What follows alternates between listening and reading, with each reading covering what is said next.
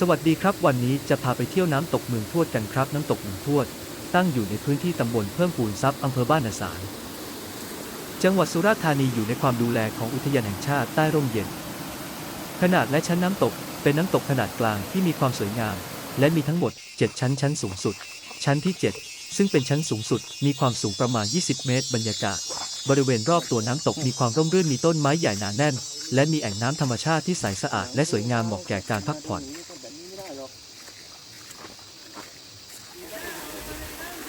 น้ำตกเหมืองทวดเป็นน้ำตกที่รู้จักกันแพร่หลายในเขตอำเภอบ้านนาสารมี7ชั้นสูงสุดสูงประมาณ20เมตรบริเวณน้ำตกร่มรื่นมีแอ่งน้ำสวยงามตั้งอยู่ในท้องที่บ้านเหมืองทวดหมู่ที่1ตำบลเพิ่มพูนทรัพย์อำเภอบ้านนาสารห่างจากจังหวัดสุราษฎร์ธานี45กิโลเมตร